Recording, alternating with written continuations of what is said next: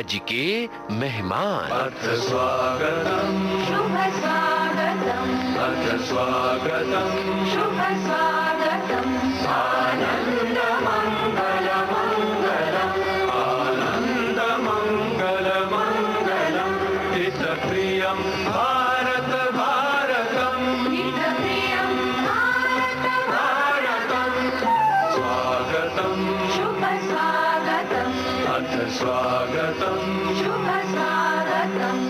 श्रोताओं नमस्कार। आज के मेहमान कार्यक्रम में आज आपसे रूबरू होंगे अभिनेता आदि ईरानी। इनसे बातचीत की है संगीता श्रीवास्तव ने।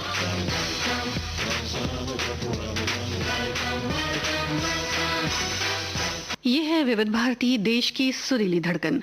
श्रोताओं, आज इस कार्यक्रम में हमारे मेहमान हैं सिने जगत के जाने माने अभिनेता आदि ईरानी। आदि ईरानी जी को श्रोताओं आपने बतौर खलनायक वैसे तो कई फिल्मों में देखा है और कई फिल्मों में उन्होंने कॉमेडी रोल्स भी अदा किए हैं और मुख्तलिफ रोल्स की बात अगर हम करें तो उन्होंने सपोर्टिंग किरदार भी यानी सपोर्टिंग रोल्स भी फिल्मों में अदा किए। यानी आदि जी की फिल्में एक के बाद एक बढ़ती चली गईं और उनके अभिनय को हम सभी ने सराहा। यहाँ तक कि एक के बाद एक किरदारों से हम इतने जुड़ते चले गए कि आज भी आदि जी के अभिनय को हम याद रखते हैं। ये फिल्मी सफ़र आज भी उनका जारी है। तो चलिए उनसे ही पूछेंगे कि उनके अभिनय और उनकी शख्सियत में ऐसा क्या है कि लोग आज भी उनके दीवाने हैं। आदि जी, बहुत बहुत स्वागत है आपका विविध भारती के स्टूडियो में। हमारे तमाम सुनने वाले श्रोताओं की तरफ से, विविध भारती परिवार की तरफ से और हम हमारी तरफ से आपका बहुत बहुत स्वागत करते हैं। बहुत बहुत थैंक यू वेरी मच। आप सब लोगों ने मुझे यहाँ पर बुलाया, इस काबिल समझा कि मैं यहाँ अपने दोस्तों के बीच आकर के कुछ बात कर सकूँ, अपने बारे में कुछ बता सकूँ और उन्हें एंटरटेन कर सकूँ। मुझे तो ऐसा लग रहा है कि आपसे एक सवाल पूछ ही लूँ कि विविध भारती आकर आपको कैसा लग रहा है? विविध भारती आकर डेफिनेटली मुझे ऐसा लगा, मेरे बचपन की जो एक ख्वाहिश थी कि विविध भारती में कभी मैं जाऊं, वहाँ पर जाकर के स्टूडियो देखूं, वहाँ जाकर के वो लोग कैसे मतलब प्रोग्राम्स करते हैं वो देखूं। वो सारी जो ख्वाहिशें मेरी जो बचपन की जो थी वो आज पूरी हो रही है कि यहाँ पर आ रहा हूँ, मैं देख रहा हूँ किस तरह से आप लोग प्रोग्राम करते हैं, किस तरह से आप लोग मेहनत करते हैं। जितना आसान लगता है सुनने में उतना आसान नहीं होता है जब प्रोग्राम करते हुए देखते हैं आपको। तो वो चीज़ मुझे एक बड़ी अच्छी लग रही है कि आप लोग किस तरह से मेहनत कर रहे हैं, किस तरह से आप लोग प्रोग्राम कर रहे हैं, किस तरह से वो सामने बैठकर मुझे रिकॉर्ड कर रही हैं, किस तरह से हमारे जो प्रोड्यूसर हैं वो खड़े रहकर सुन रहे हैं। और ये सारी बातें देख करके मुझे बड़ा अच्छा लग रहा है। मुझे ऐसा लग रहा है कि यार बचपन का एक जो सपना है वो पूरा हो रहा है। तो ये तो जान के बहुत अच्छा लगा आदि जी कि आप विविध भारती को इतना पसंद करते हैं और इसीलिए देखिए हम कहते हैं कि विविध भारती हमारी देश की सुरीली धड़कन है। तो सबसे पहले तो ये जानना चाहेंगे कि आपका फिल्मी सफ़र किस तरह से शुरू हुआ? मेरा फिल्मी सफ़र वैसे देखने जाओ तो मैंने बचपन में मतलब जब मैं 5 या 6 7 साल का था, शायद 7 साल का 8 साल का था, तब मैंने एक फिल्म आई थी छोटा भाई, जिसमें रहमान जी थे और नूतन जी थे और मास्टर महेश करके एक एक्टर थे जो आज की डेट में, महेश उनका नाम पूरा याद नहीं है, लेकिन मराठी फिल्मों के काफ़ी जाने माने कलाकार भी रह चुके हैं, काफ़ी जाने माने दिग्दर्शक भी रह चुके हैं, तो प्रोड्यूसर भी रह चुके हैं। तो वो उसमें मेन कैरेक्टर थे उस फिल्म में। तो उसमें उनके फ्रेंड का कैरेक्टर मैंने किया था, स्कूल के जो फ्रेंड्स होते हैं वो मैंने उसमें किया। तो वहाँ से मेरी शुरुआत हुई थी एक्चुअली। बट उसके बाद में मैंने पढ़ाई वढ़ाई करना चालू किया, पढ़ाई करके फिर बाद में वो तो बस ऐसे कर लिया था मैंने, वो जो छोटा भाई फिल्म थी। पढ़ाई के दरमियान मुझे एक अंदर से ख्वाहिश ये थी कि मैं आर्मी ज्वाइन करूँ। आर्मी ज्वाइन करने का मुझे बड़ा शौक था, बड़ी इच्छा थी कि मैं आर्मी ज्वाइन करूँगा, देश के लिए मुझे कुछ करना है, मैं लड़ूंगा, दुश्मनों को मारूंगा, ये सब मतलब अंदर से बहुत ये होता था। पर आर्मी ज्वाइन करने से पहले जब मुझे एनडीए के लिए ट्रेनिंग के लिए जाना पड़ा तो वहाँ पे मुझे फिज़िकली मेरी आंखें मिसफिट थी। तो आँखों की वजह से मेरा वहाँ पे मतलब ये हुआ कि भाई मुझे सिलेक्ट नहीं किया गया। बाकी physically everything was okay, perfectly everything okay, but आंखों के नंबर की वजह से। आज का अगर जो ज़माना होता तो शायद प्रॉब्लम नहीं होती। तो आंखों को करेक्ट किया जाता है, नंबरों को करेक्ट किया जाता है। तो वो था मेरी ख्वाहिश पहले। फॉर्चुनेटली हम ये कहेंगे कि वो नहीं हुआ। क्या करूँ, बिकॉज मेरी पूरी फैमिली फिल्म इंडस्ट्री से थी। मतलब ये जो मेरी फैमिली का जो बिजनेस है, इसी को अगर जो मैं करूँ तो ज़्यादा बेहतर होगा, मेरे लिए आसान भी होगा थोड़ा सा। मैंने उस हिसाब से एक एंट्री मैंने फिल्म लाइन में की। पहली फिल्म रिलीज हुई थी 1978 में, लेकिन उसकी शूटिंग मैंने की थी 1977 में। तृष्णा, तो वो तृष्णा फिल्म की शूटिंग मैंने की थी।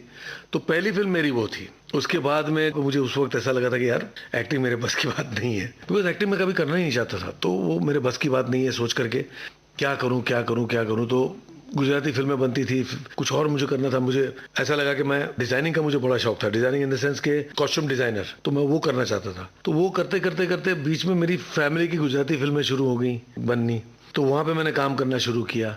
वहाँ पे कुछ मैंने करीबन 20-25 फिल्में की। उसके बाद मेरी पहली हिंदी फिल्म प्रॉपर वे में आई, प्रॉपर रोल में, अच्छे रोल में, वो थी दिल। वहां से फिर बाद में सिलसिला चालू हो गया। आपने जैसा बताया कि 1978 में फिल्म आई तृष्णा, तो इस फिल्म में संजीव कुमार जी थे। जी। संजीव कुमार जी किस तरह से, मतलब आप उनसे मुतासिर हुए? अरे मत पूछिए, मतलब मेरा जो हाल था, मतलब बहुत बुरा हाल था। मतलब संजीव कुमार जी को सामने देखकर मेरी तो मतलब डायलॉग्स जो थे वो क्या थे क्या नहीं थे सब भूल गया था मैं, इतना नर्वस हो गया था मैं। और मेरी कुछ 6 से 7 लाइन थी और वो 7 लाइन मैं कम से कम 20 से 25 रिटेक किया, और 20 से 25 रिटेक तक में मेरे 7 लाइन से सिर्फ 2 ही लाइन रह गई थी, क्योंकि डायरेक्टर ने बोला यार कम से कम 2 लाइन तो बोल ले भाई।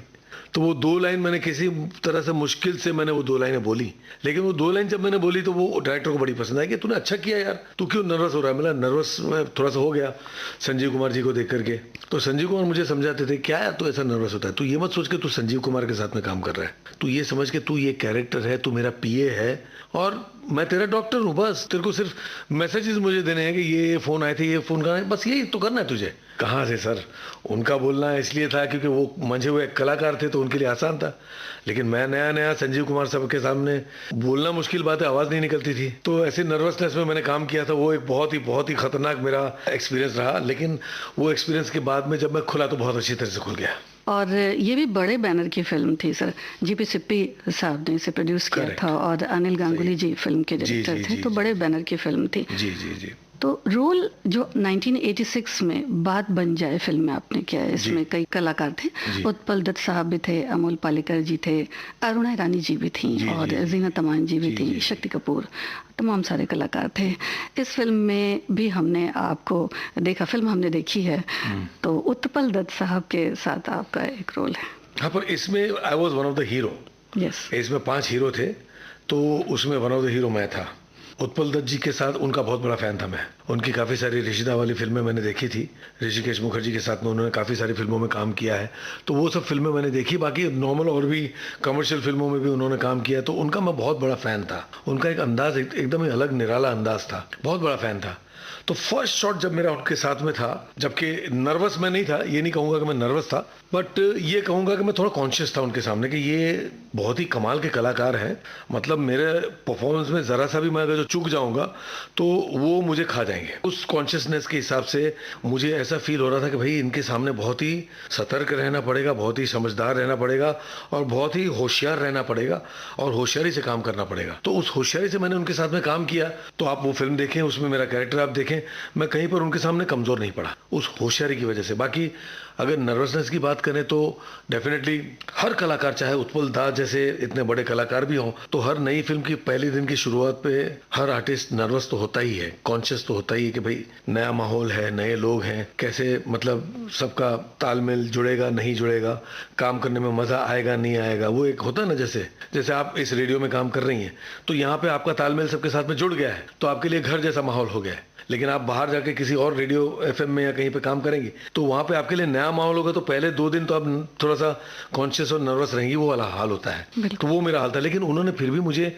फर्स्ट शॉट के वक्त ना काफ़ी कंफर्टेबल किया। इनफैक्ट फर्स्ट शॉट से पहले मुझे बोला आदि आजा बैठ मेरे साथ और बैठ या बात करते हैं। उनका एक तरीका मैं नहीं पकड़ सकता हूँ, मैं मतलब मिमिक्री नहीं कर पा रहा हूँ, बट बिठा करके मेरे साथ बात की उन्होंने और कमाल मतलब दोस्ती जैसे बना लेते हैं ना, दोस्ती बना ली मेरे साथ में और दोस्ती बना करके गले में हाथ डाल करके घूमना, ये करना वो करना।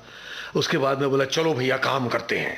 तो जब काम किया तो मुझे बहुत कंफर्टेबल करके उन्होंने काम करा जी। और इनके साथ एक अलग दूसरे किरदार में नजर आते थे अमोल पालेकर साहब, जिनकी जोड़ी इनके साथ बहुत बनी उत्पल दत्त जी के साथ में, और इत्तेफाक से आप भी थे इस फिल्म में। तो उत्पल दत्त साहब की तो बात आपने करी, अमोल पालेकर जी के बारे में अगर हम पूछें कि अमोल पालेकर जी से कितना सहयोग मिलता था आपको? अनफॉर्चुनेटली उनके साथ में मेरा सीन नहीं था जी। मेरा काम जो था वो सिर्फ उत्पल दत्त जी के साथ में था, जीनत अमन जी के साथ में था, अरुणा जी के साथ में था। और अरुणा जी के साथ में मैं गुजराती फिल्में कर चुका था, इसलिए थोड़ा कंफर्टेबल था।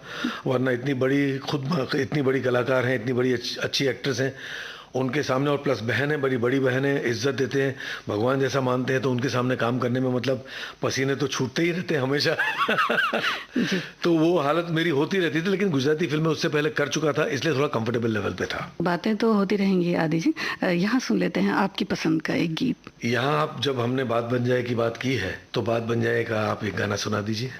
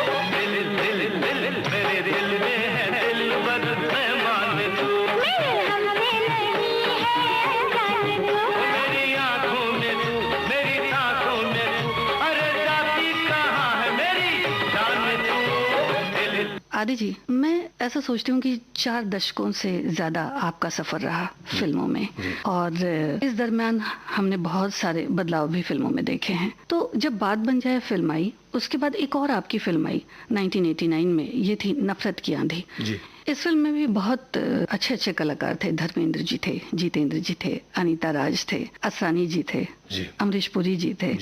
तो इससे तो कोई फर्क नहीं पड़ता कि नेगेटिव रोल है या पॉजिटिव रोल है। तो यहाँ पर हमने आपको इस फिल्म में थोड़े से कम किरदार में देखा, लेकिन फिर भी क्या वजह रहती थी कि अभी तक अगर हम दिल फिल्म की बात ना करें, बिल्कुल शुरुआती दौर की बात करें, एक के बाद एक आप किरदार में ढलते चले गए, यानी कि यहाँ हमने देखा कि आप नेगेटिव रोल्स में भी आ गए, यानी खलनायक की भूमिका में भी आ गए। आपको किस तरह से लगा कि ये भूमिका करनी चाहिए थी?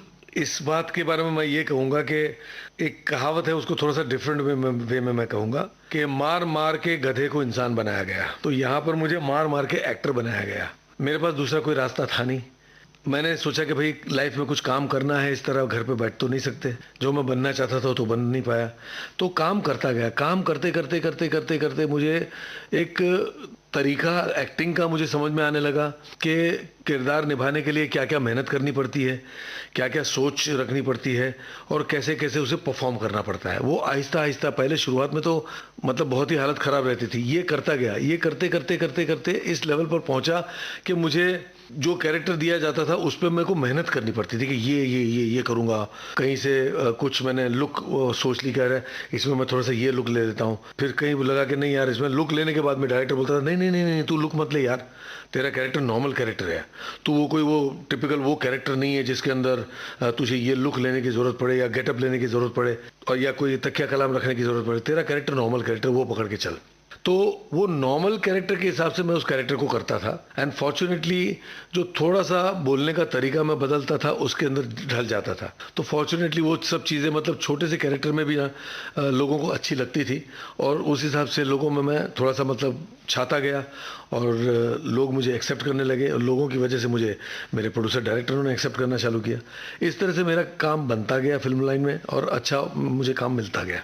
यानी आपका जो अभिनय है बहुत सहज रहा, मुझे लगता है। जी। और यही वजह थी कि लोगों के दिल में आप उतरते चले गए, जितने भी किरदार आपने निभाए। अब हम बात कर लेते हैं, जैसा कि आपने बताया फिल्म दिल की 1990 में रिलीज हुई, और बड़े बैनर की ये भी फिल्म थी, आप जानते हैं। और माधुरी दीक्षित फिल्म में थी, आमिर खान जी थे, और अनुपम खेर जी थे, बहुत सारे स्टार्स थे।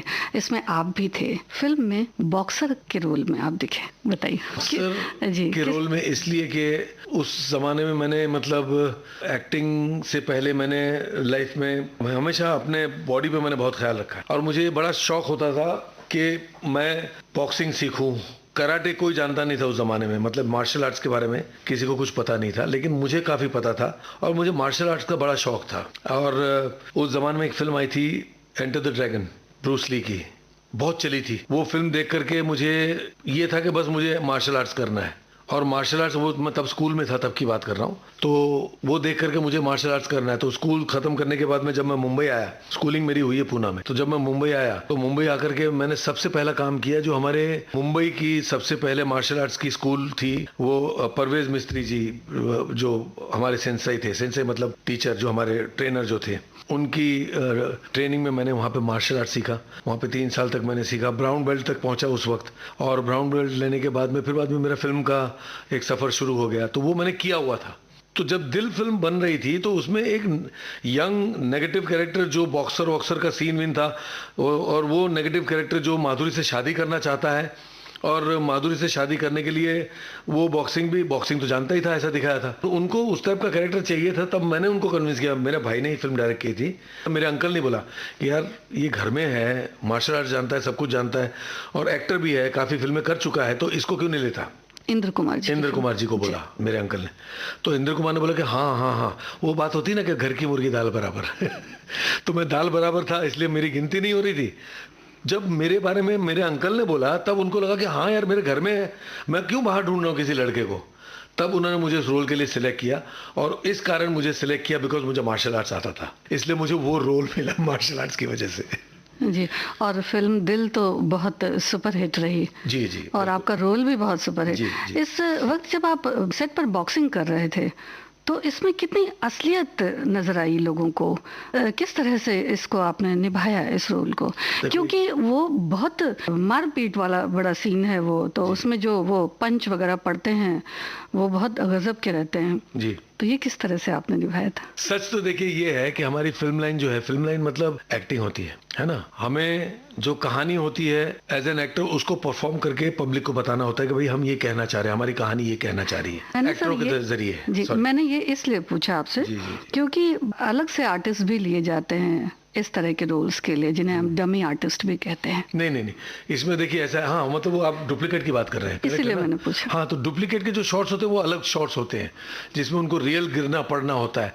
अगर हम वो रियल गिरना पड़ना करेंगे, कहीं मान लो मेरा हाथ टूट गया, मेरा पैर फ्रैक्चर हो गया, कुछ फ्रैक्चर हो गया, तो मेरी वजह से शूटिंग डिले हो सकती है, कैंसिल हो सकती है, भारी नुकसान प्रोड्यूसर को हो सकता है। करने को तो मैं कर जाऊंगा और मैंने किए हैं काफ़ी डुप्लीकेट के शॉट्स मैंने ओरिजिनल खुद ने किए हैं अपने वक्त पर उस दरमियान।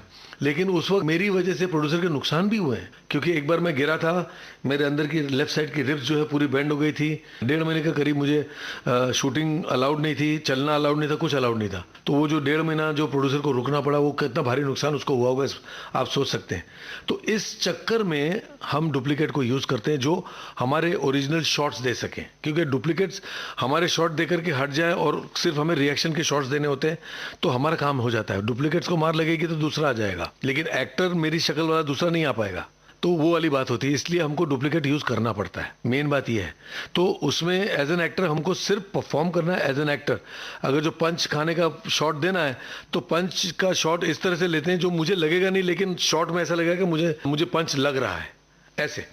तो वो हमारे रिएक्शन से बाकायदा हम लोग उसको दिखाते हैं कि देखिए मुझे पंच लगा, बहुत ज़ोरों से लगा, उसे कहते हैं एक्टिंग। तो वो एक्टिंग करके हमको परफॉर्म करके बताना पड़ता है कि हम रियल कर रहे हैं। जी, और वो रोल आपका काफी मकबूल रहा। नहीं, लेकिन उसमें एक चीज हुई थी, एक लॉन्ग शॉट डायरेक्टर ने लिया था जिसमें मैं आमिर खान को मार रहा हूँ, आमिर खान यूं गोल घूम रहा है, उसको मारे जा रहा हूँ। उस शॉट में बाकायदा मेरे हाथ से 2-3 पंच आमिर खान के पेट में लग गए थे और आमिर खान के मुंह से ओ करके आवाज भी निकली थी। चालू शॉट के दरमियान मैं उसको बोल रहा था आमिर सॉरी, आमिर सॉरी, मारा, आमिर सॉरी।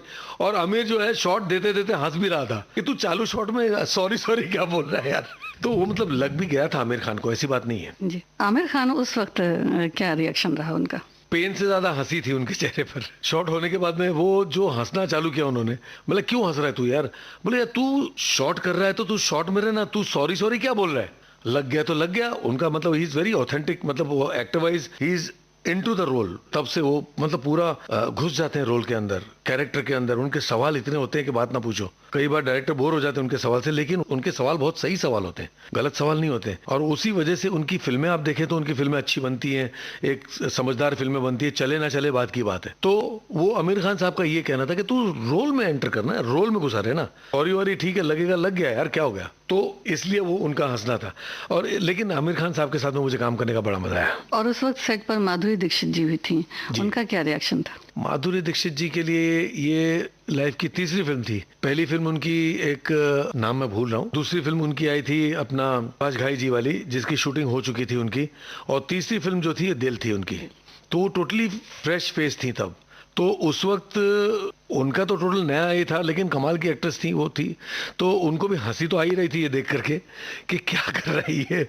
और मेरे अंदर से फीलिंग ये थी कि यार मेरे हाथ से लगना नहीं चाहिए किसी को। और चूंकि मैं मार्शल आर्ट्स कर चुका हूँ, तो मार्शल आर्ट्स की वजह से जैसे पुनीत इस्सर का अमित जी को पंच लगने से अमित जी का जो हाल हुआ था वैसा ना हाल हो। वो एक खौफ रहता है, डर रहता है। और फिल्मी फाइट जो होती है टोटली मतलब ऐसी होती है जिसके अंदर पंच लगना नहीं चाहिए, टच होना चाहिए स्टमक पे या फेस पे या हाथ पे, लेकिन फोर्स जो है वो इतना कम होना चाहिए जिससे कि लगे कि आप मार रहे हो लेकिन लगना नहीं चाहिए। वो मतलब बहुत ही बीच वाली बात है इसके अंदर। मतलब डर लगा रहता है कि कहीं लग जाए, वो हाल होता है। उस हाल में मतलब काम करते थे तो मतलब वो थोड़ा सॉरी अंदर से नेचुरली निकल जाता था। एक्शन भी था और कॉमेडी भी थी वहाँ सेट पर। फिल्म देखी हमने, बहुत अच्छी फिल्म थी। यहाँ फिल्म का एक गाना, अगर दिल फिल्म का कोई जो मेरा फेवरेट गाना है, वो जो सबसे पहला वाला गाना,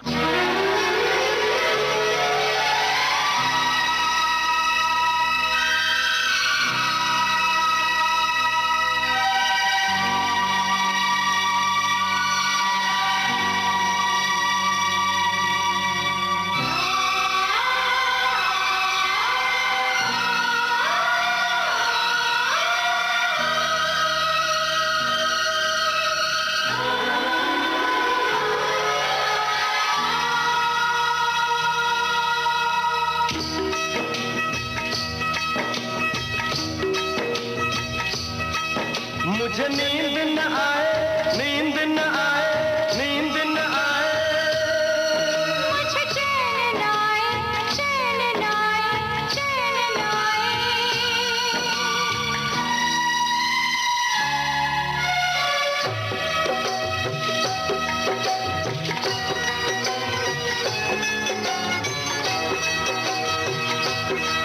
मुझे नींद न आए हो, मुझे नींद न आए, मुझे चैन न आए, कोई जाए जरा ढूंढ के लाए, न जाने कहाँ दिल खो गया, न जाने कहाँ दिल खो गया, न जाने कहाँ दिल खो गया, न जाने कहाँ दिल खो गया। मुझे नींद न आए, मुझे चैन न आए, कोई जाए जरा ढूंढ के लाए, न जाने कहाँ दिल खो गया, न जाने कहाँ दिल खो गया, न जाने कहाँ दिल खो गया, न जाने कहाँ दिल खो गया।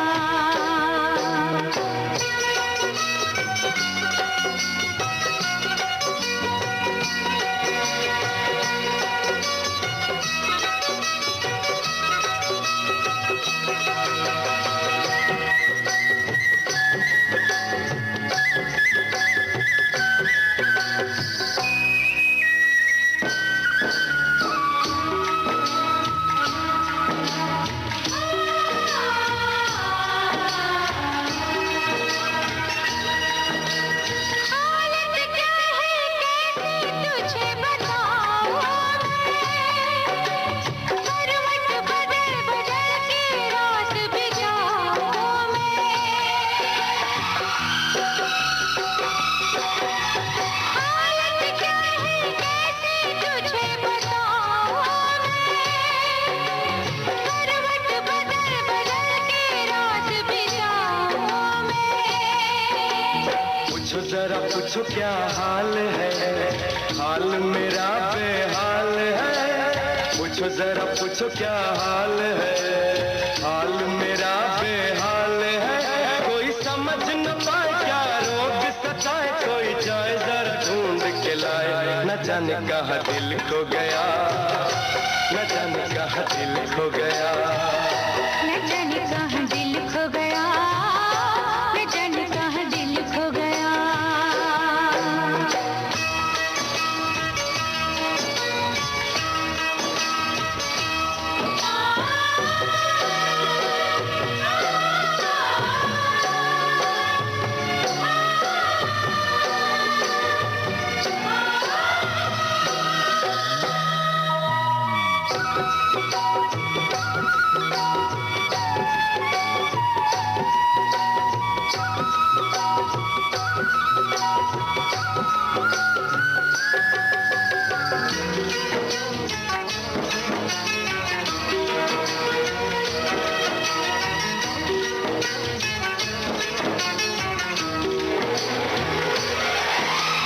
जान से भी प्यारा मुझको मेरा दिल है, उसके बिना एक पल भी जीना मुश्किल है।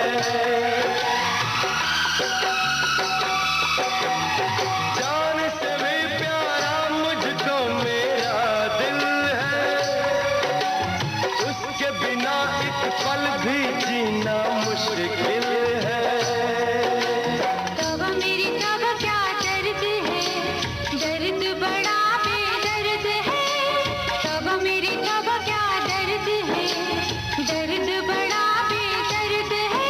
कभी मुझको जाए, कभी मुझको रुलाए, कोई जाए जरा ढूंढ के लाए, न जाने कहाँ दिल खो गया, न जाने कहाँ दिल खो गया। मुझे नींद न आए, नींद न आए, नींद न आए, मुझे चैन न आए, चैन न आए, चैन न आए।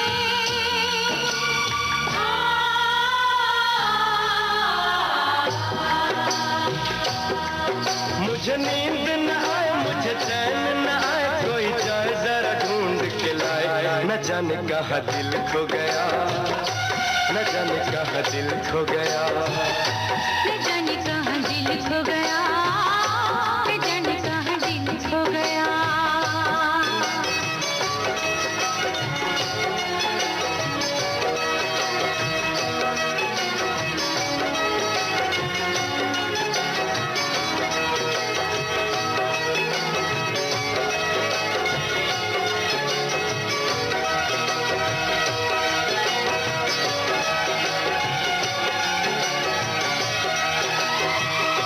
बढ़ते हैं आगे आदि जी। 1991 में एक बहुत अच्छी फिल्म आई है, स्वर्ग यहाँ नर्क यहाँ। ओह, ये आपने कहाँ से ढूंढ निकाला?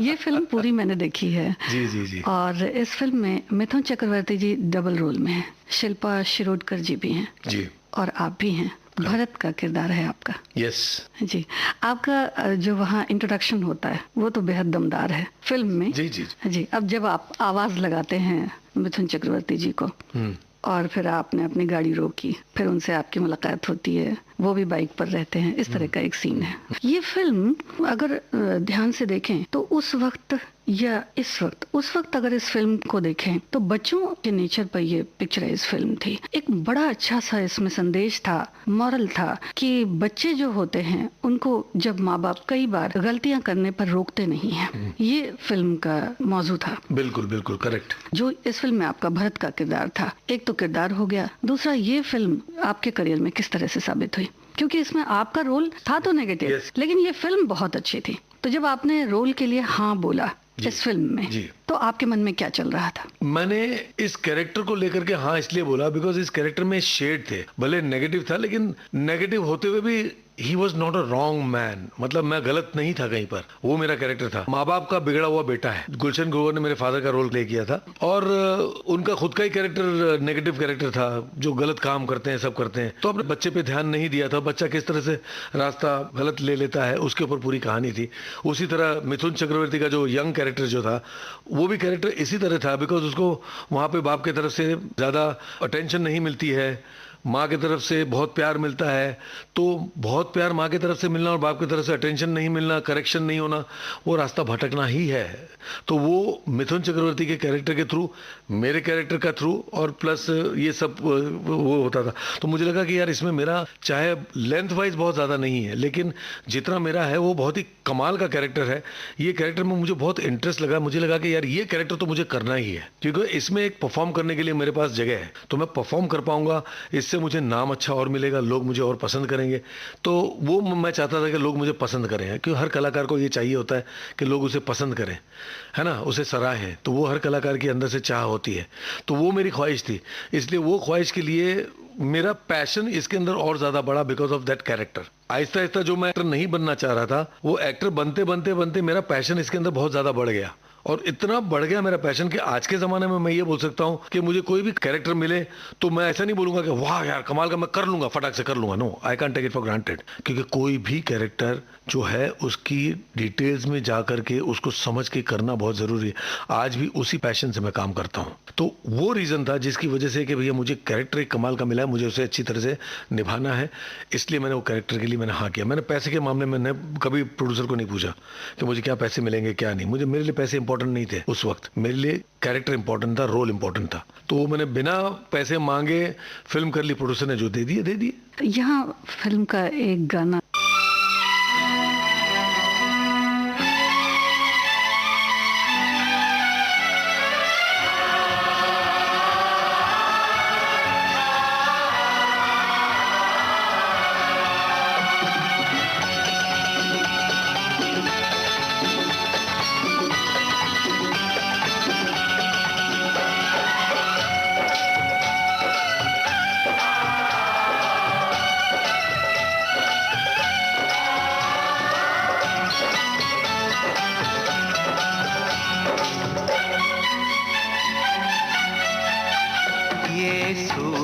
चांद सितारे सबके लिए इनके नजारे, पर तेरी चमक बस मेरे लिए है, तेरी चमक बस मेरे लिए है।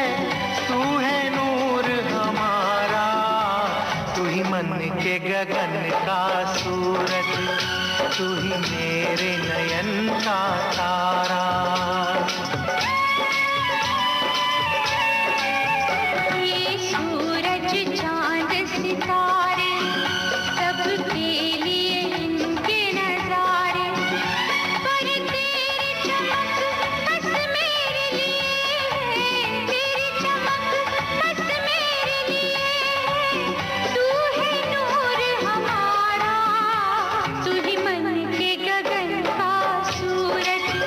तू ही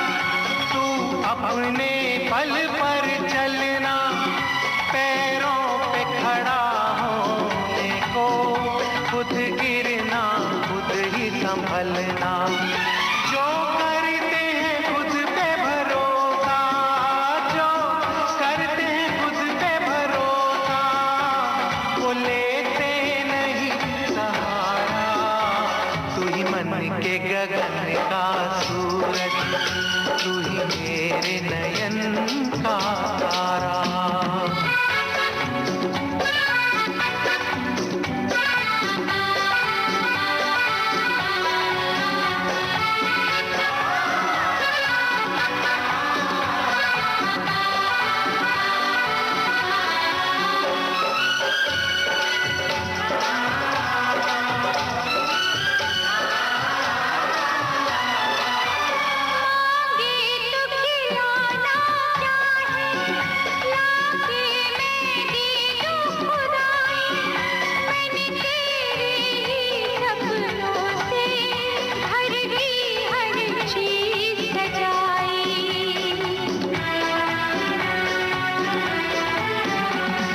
स्वर्ग यहाँ नरक यहाँ, तेरे हाथ बिगड़ना संवरना, जो ख्वाब अधूरे छोड़ूं, वो ख्वाब तू पूरे करना, चलना तू वहाँ से आगे, चलना तू वहाँ से आगे, जहाँ के मेरी जीवन धारा, के गगन का सूरज, तू ही मेरे नयन का तारा। ये सूरज चांद सितारे सब तेरे लिए नजारे, पर तेरी चमक बस मेरे लिए है, तेरी चमक बस मेरे लिए है, तू है नूर हमारा, तू ही मन के गगन का सूरज, तू ही मेरे नयन का तारा।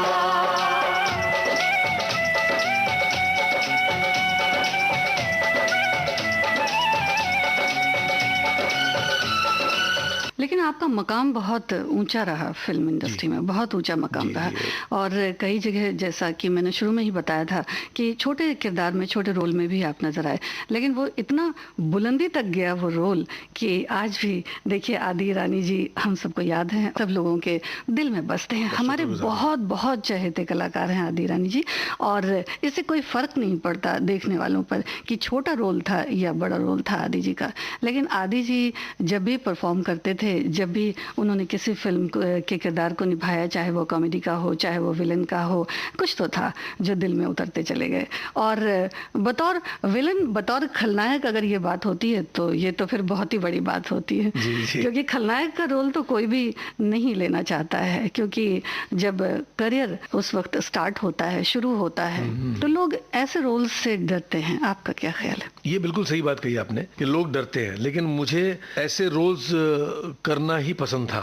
हीरो तो डेफिनेटली बनना चाहता था मैं। गुजराती फिल्मों में मैंने काफी सारे हीरो के रोल्स किए हैं, लेकिन वो हीरो के रोल्स करते वक्त मुझे ऐसा लगा यार क्या करना है इसमें, अच्छा आदमी ही बन के रहना है, सिर्फ अच्छे आदमी का परफॉर्म करना है, तो क्या अच्छे आदमी में मुझे एज एन एक्टर क्या करने मिलेगा। लेकिन अगर मैं नेगेटिव कैरेक्टर करता हूं तो नेगेटिव कैरेक्टर के लिए अलग अलग काफी सारे शेड्स प्ले करने का मौका मिलता है। विलन मतलब सिर्फ ये विलन नहीं कि किसी का रेप कर रहा है, किसी का ये कर रहा है, वो नहीं। जैसे स्वर्ग यहाँ नर्क यहाँ की आपने बात की, तो वो कैरेक्टर सिर्फ, उसमें तो कहीं रेप था ही नहीं मेरा, मैंने कहीं रेप किया ही नहीं, लेकिन उसमें कैरेक्टर जो बिगड़ा हुआ है उसके अंदर आपने ये भी देखा होगा कि मिथुन चक्रवर्ती यंग जो है उसका दोस्त होता है और दोस्ती निभाता है यार, बोलता है कि तेरे को प्रॉब्लम है ना, काम चाहिए ना, चल मैं तेरे को काम देता हूँ।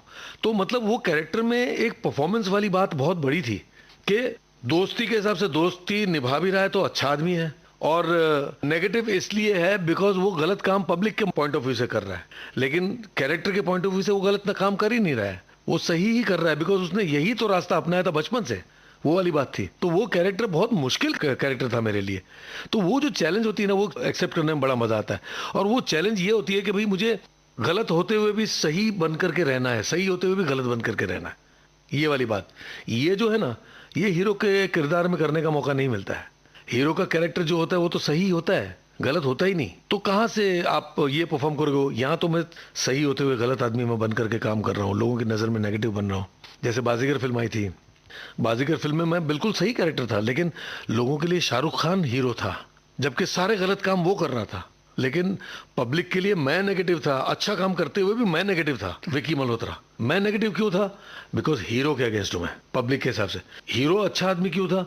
हीरोइन को ऊपर से फेंक के मार देता है, सीधे साधे जिन लोगों ने कोई गलती लाइफ में नहीं की, ऐसे लोगों को ऊपर से फेंक के मार डालता है, खत्म कर देता है, मर्डर कर देता है। इतना गलत आदमी, उसको आप हीरो मानते हो? लेकिन ये जो आदमी जो पॉजिटिव है, जिसके साथ में हीरो ने दगा किया है, वो हीरो को गाली दे रहा है, इसलिए नेगेटिव हो गया। तो वो वाली बात जो है ना, उसमें मुझे बड़ा मजा आता है। अच्छा, उसमें शाहरुख खान ने परफॉर्म जो किया था वो अलग किया था, तो वो मेरे कहने का मतलब है कि एक परफॉर्मेंस का लेवल जो है ना बहुत अलग हो जाता है ऐसे टाइम पे। तो इसमें भले 3 सीन थे मेरे, लेकिन 3 सीन होते हुए भी मुझे परफॉर्म करने में बड़ा मजा आया। वो भी डायरेक्टर ने मुझे कन्विंस किया करने के लिए, अब्बास मस्तन जी। उन्होंने, मैं एक फिल्म करने वाला था खिलाड़ी, अक्षय कुमार और दीपक तिजोरी थे उसमें। तो उस फिल्म में अब्बास मस्तन गुजराती फिल्मों के डायरेक्टर रह चुके थे, उनके साथ में मैंने काफ़ी गुजराती में काम भी किया था। तो उन्होंने मुझे वादा किया था कि ये फिल्म मैं तेरे को ले रहा हूँ। मैं वो फिल्म करने वाला था खिलाड़ी, दीपक तिजोरी वाला कैरेक्टर। बट अनफॉर्चुनेटली, चाहे जो भी रीज़न, मैं अभी उसके डिटेल में नहीं जाऊँगा, वो रीज़न की वजह से दीपक तिजोरी को वो रोल मिल गया। जो भी मतलब मुझे साइड में करके दीपक तिजोरी को वो रोल दिया गया किसी कारणवश, बिकॉज डायरेक्टर के चाहते हुए भी अगर जो मुझे नहीं लिया जा रहा है तो कुछ रीज़न तो होगा ही, आप समझ सकते हैं। तो उन्होंने मुझे प्रॉमिस किया था कि अगली फिल्म में तेरे को अच्छा कैरेक्टर देंगे। तो जब ये फिल्म बाजीगर की शुरुआत हुई तो उन्होंने मुझे बोला कि तेरे लिए बहुत अच्छा कैरेक्टर। तो मैंने बोला अच्छा ठीक है, वेरी गुड, चलिए सुनते हैं। तो उन्होंने मुझे सीन सुनाए, तो गिनती के 3 सीन थे। बोला कि क्या अब्बास भाई, ये 3 सीन वाला कैरेक्टर आप मुझे दे रहे, कहाँ इतना बड़ा हीरो का रोल आप मेरे को दे रहे थे खिलाड़ी में, इसमें 3 सीन का कैरेक्टर आप दे रहे हैं, इसमें क्या है करने के लिए? तो उन्होंने बोला कि अरे इसमें करने के लिए बहुत कुछ है, 3 सीन है, आप 3 सीन मत देखिए, मेरा वर्ड आप याद रखिए, आप ये फिल्म करिए, ये रोल करिए, इसके बाद में फिल्म अगर जो हिट होती है, जो चांसेस पूरे हैं हिट होने के, ये फिल्म हिट होती है तो आपको इस कैरेक्टर के नाम से लोग याद रखेंगे जिंदगी भर। विकी मल्होत्रा जी। मला अच्छा ऐसा, बोले आप कर लीजिए, आप नहीं मानेंगे। उनके विश्वास पर मैंने ये फिल्म की, और मैं आज तक मुझे इस बात का पछतावा है कि मैंने अपने तरफ से क्यों मना किया, और मैंने अपने तरफ से क्यों नहीं सोचा कि ये कैरेक्टर मैं कर लूँ। उनके कहने पर मैंने किया, पर मैं उनका बहुत ही शुक्रगुजार हूँ कि उनकी वजह से मुझे ये फिल्म मिली, उनकी वजह से मुझे ये कैरेक्टर मिला, और उनकी वजह से मैं इतना पॉपुलर हुआ। उस फिल्म की वजह से पॉपुलर तो था ही, लेकिन इसकी वजह से पॉपुलैरिटी बहुत ज़्यादा बढ़ गई मेरी, विक्की मल्होत्रा की वजह से। मतलब लोगों ने आदि ईरानी के हिसाब से मुझे नहीं जानते थे, विक्की मल्होत्रा के हिसाब से जानते थे। इस लेवल की पॉपुलैरिटी मिली मुझे। और बाजीगर फिल्म में शाहरुख खान जी का रोल भी कुछ इस तरह रहा कि शुरू से अंत तक बहुत ही नेगेटिव रहा, तो ये भी काफी चैलेंजिंग था उनके लिए भी, बहुत चैलेंजिंग था। और क्योंकि हमने ये भी सुना है कि बहुत सारे जो हीरोज थे उस वक्त के, तो उन लोगों ने इस रोल को मना कर दिया था करने से। जी, तो ये उनके लिए भी बहुत चैलेंजिंग रहा, और एट द सेम टाइम आपके लिए भी बहुत चैलेंजिंग रहा ये रोल। लेकिन दोनों ही लोगों का रोल बहुत निखर के सामने आया, और ये फिल्म भी बहुत चली बॉक्स ऑफिस पर। अब्बास मस्तान साहब आपकी एक्टिंग को बहुत सराहते थे, आगे भी हमने देखा कि अब्बास मस्तान साहब की फिल्मों में आगे भी आपने काम किया, उन फिल्मों का भी जिक्र करेंगे। फिलहाल बाजीगर फिल्म की बात हुई है तो उसका तो एक ही गाना मेरा फेवरेट है, ये काली काली आंखें, जिसमें मेरी री एंट्री होती है, और वो गाना मेरा काफी फेवरेट गाना है।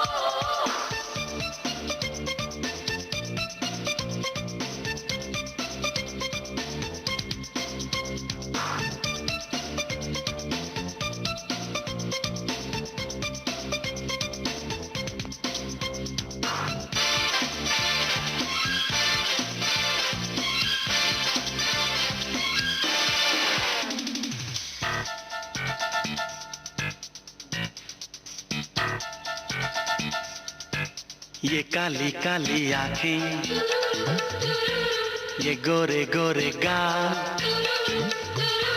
ये तीखी तीखी नजरें, ये हिरनी जैसी चाल, ये काली काली आंखें, ये गोरे गोरे गाल, ये तीखी तीखी नजरें, ये हिरनी जैसी चाल, देखा जो तुझे जानम हुआ है बुरा हाल, ये काली काली आंखें, ये गोरे गोरे गाल, ये तीखी तीखी नजरें, ये हिरनी जैसी चाल।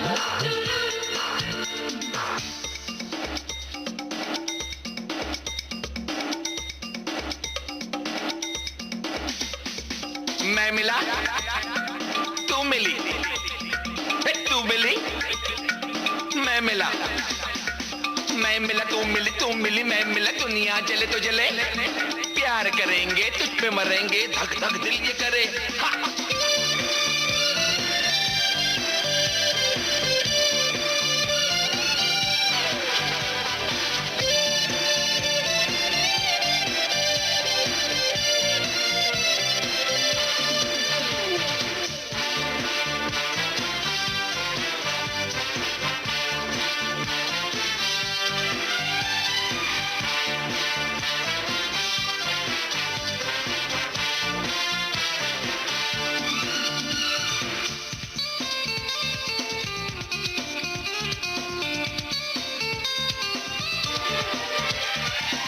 तेरी दिल लगी, दिल को जलाने लगी, दिलरुबा तू मुझे नखरे दिखाने लगी।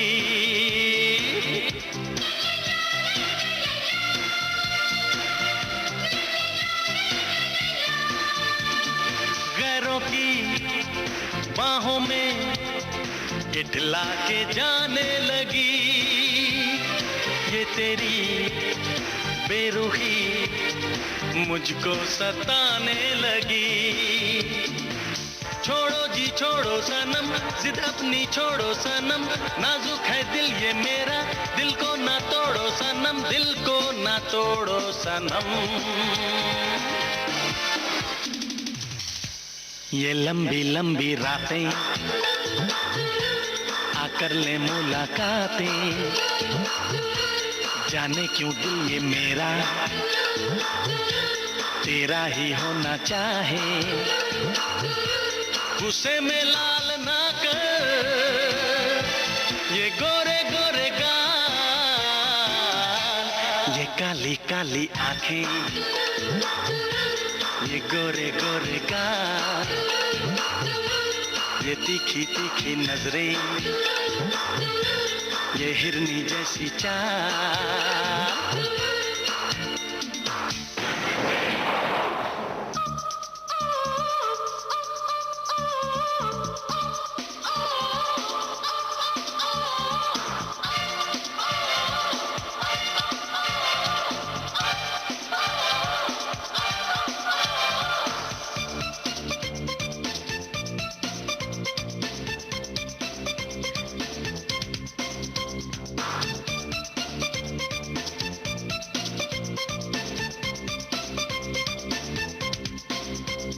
ना तू कर खटपट, कर प्यार झटपट, मेरे आजा तू टिकट, कटे प्यार का टिकट। ना तू जुल्फ पे झटक, ना तू पैर पटक, अरे ऐसे ना मटक, दिल गया है भटक।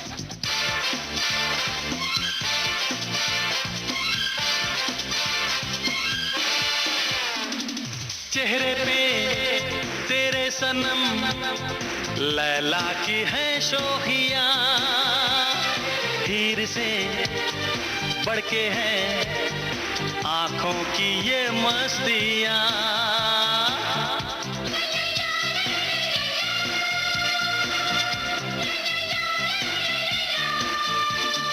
जूलियट की तरह होठों पे है सुर्खियां, देख ले खुद को तू नजर से मेरी जाने जा।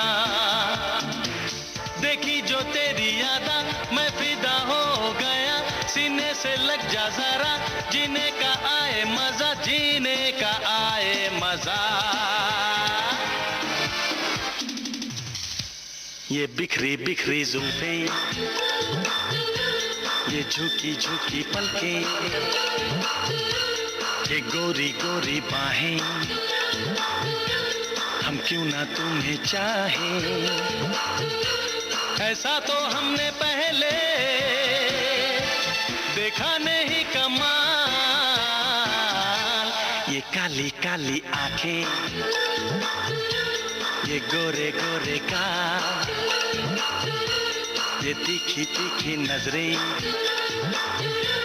ये हिरनी जैसी चाल।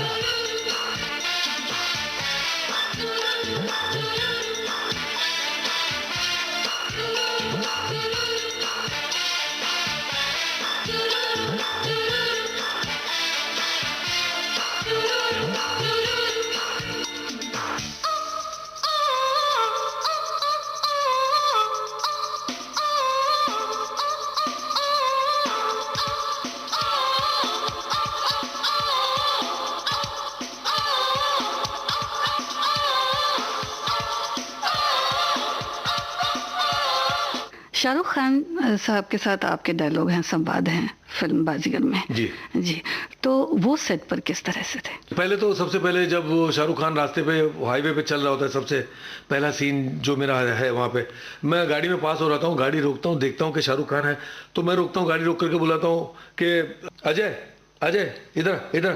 तो बोले क्या हुआ? अरे आजा, तू कहाँ जा रहा है? बोले कि मैं मुंबई जा रहा हूँ। बोले चल चल चल, मैं भी मुंबई चल रहा हूँ, तेरे को लिफ्ट देता हूँ। तो उसको लिफ्ट देता हूँ, मेरी गाड़ी में बिठाता हूँ, गाड़ी में बिठा करके मेरे को बोलता है अरे कैसा है तू, क्या है, बस मतलब हम दोनों की दोस्ती दिखाई है और मैं उसको मतलब काफ़ी हेल्प कर रहा हूँ। इसके अंदर ऐसा भी दिखाया गया था, मतलब वो चीज़ें दिखाई नहीं थी उन्होंने, बल्कि डायलॉग में प्रूफ बताई गई थी कि भाई उसको मैं काफ़ी हेल्प करता हूँ, उसके बुरे टाइम में ये करता हूँ। तो उसको मैं गाड़ी में लिफ्ट देता हूँ, लिफ्ट दे करके आता हूँ। वो वाला सीन जहाँ पे मैं अपनी कहानी सुनाता हूँ उसको, शाहरुख खान को, वो पूछता है मम्मी डैडी कैसे हैं? अरे बोले मम्मी का ऐसा ऐसा, मम्मी डैडी का ऐसे ऐसे, एक प्लेन में मतलब एक्सीडेंट में मतलब देहांत हो गया, वो मर गए, ये हो गए। उसके बाद बचपन से ही साला मेरे पे सारा का सारा प्रेशर आ गया, ये आ गया। वो पूरी कहानी मैं बताता हूँ, वो पूरी कहानी लेकर के पूरी फिल्म में चलता है शाहरुख खान। अजय, अरे अरे यार तू, हाँ कहाँ जा रहा है? मैं तो बम्बई जा रहा था, बस मिस हो गई। अच्छा, मैं भी बम्बई जा रहा हूँ, अब बैठ। थैंक यू, बहुत सालों बाद मिला। कैसा है? ठीक हूँ। माँ कैसी है? माँ बिल्कुल ठीक है। तू सुना, तेरा क्या हाल है? बहुत बार पूना गया लेकिन तुझसे कोई मुलाकात ही नहीं हो सकी। अब बम्बई में ही रह रहा हूँ, यूँ समझ के जिंदगी बम्बई और पूना के बीच ही गुजर रही है। जब से मम्मी डैडी की मौत हुई है तब से बिजनेस का सारा बोझ मुझ पर ही आ पड़ा है। मम्मी डैडी गुजर गए? 2 साल पहले बेंगलोर एयरपोर्ट पे जो प्लेन की दुर्घटना हुई थी जिसमें सारे लोग मारे गए थे, उसमें मेरे मम्मी डैडी भी थे। आई एम सॉरी यार। ये बता तू बंबई क्यों जा रहा है? किसी की तलाश में। किसकी? कामयाबी की। मेरा नाम यूज करते हुए चलता है विकी मल्होत्रा करके, और मेरा नाम यूज करता है, वो मुझे पता नहीं होता। जब मैं ये काली काली आंखें गाना चल रहा होता है तो उसमें मेरी एंट्री होती है। एंट्री होकर के मैं अपने बार में जाता हूँ, तो बार में जाते हुए देखता हूँ कि अरे यार ये तो मेरा दोस्त है यार अजय। बोलते ये देख देख देख क्या डांस कर रहा है यार, मेरा दोस्त है ये, जानता हूँ मैं अच्छी तरह। मतलब गाना वाना खत्म होता, गाना खत्म होते वो जा रहा होता काजोल को लेकर के, तो बोलता है अजय अजय रुकना रुकना। वो ऐसे देखता है मेरे को, वापस चलने लगता है। मैं बोलता अरे रोकना करके जाके उसका हाथ पकड़ता हूँ, रोकता हूँ। क्या पहचानता नहीं क्या मेरे को? साइड में लेके जाता हूँ, उसको बोलता हूँ लड़की है इसलिए मेरे से ये कर रहा है क्या, पहचानने से इनकार कर रहा है क्या? तो बोलता है कि मेरा नाम अजय नहीं है। तेरा नाम अजय ही तो है। मैं उसको बोलता हूँ, बोले मेरा नाम अजय नहीं है, मेरा नाम। तो काजोल बोलती कि इनका नाम विकी मल्होत्रा है। तो काजोल को देख के बोलता हूँ इसका नाम विकी मल्होत्रा है? इसका नाम विकी मल्होत्रा नहीं है, विकी मल्होत्रा तो मैं हूँ, इसका नाम अजय है। मैं उसको बोलता हूँ। शाहरुख खान मुझे जोश में आकर के पकड़ता है, पकड़ कर ले जाके धक्का मारता है, जोर से मुझे मारने जाता है, किसी तरह अपने आप को कंट्रोल करता है, काजोल को लेके वहां से निकल जाता है। और मैं शौक खा करके गुस्से में आकर के बोलता हूँ अरे अजय, विक्की मल्होत्रा मैं हूं, मैं, तू नहीं। और तू मुझे पहचानने से इनकार कर रहा है एक लड़की की वजह से। तेरी दोस्ती मुझे नहीं चाहिए, बचपन में ये मैंने मतलब वो पूरे डायलॉग मतलब ऐसा चलता है। और उस पर गुस्सा करता हूँ, गुस्सा करके बोलता हूँ जा नहीं चाहिए तेरी दोस्ती मुझे, जा नहीं चाहिए तेरी दोस्ती। ऐसे करके उसको भेज देता हूँ, चिल्ला करके गुस्से में बोलता हूँ। फिर वो वहाँ से चले जाता है, फिर काजोल बाद में मेरे पास आती है, ऐसे जो सीन्स थे, तो वो सीन्स करने में मुझे बड़ा मजा आया था। मैं जानता हूँ कि तुम यहाँ ये जानने के लिए आई हो कि असली विक्की मल्होत्रा कौन है। असली विक्की मल्होत्रा मैं हूँ, और वो जो तुम्हारे साथ था उसका नाम अजय है। वही अजय जो बचपन में मेरे साथ स्कूल में पढ़ा करता था। उसकी हर परेशानियों में मैंने उसका साथ दिया। उसी अजय ने लोगों के सामने मेरी बेइज्जती की। मुझे इस बात का दुख नहीं है कि उसने मुझे पहचानने से इनकार किया, दुख तो इस बात का है कि उसने मुझ पर हाथ उठाया, अपने दोस्त पर। मेरे एहसानों का ये बदला चुका है। समझ में नहीं आता कि वो अपने आप को विक्की मल्होत्रा क्यों कहता है। तुम उसे कैसे जानती हो? वो मेरा मंगेतर है। झूठा है वो।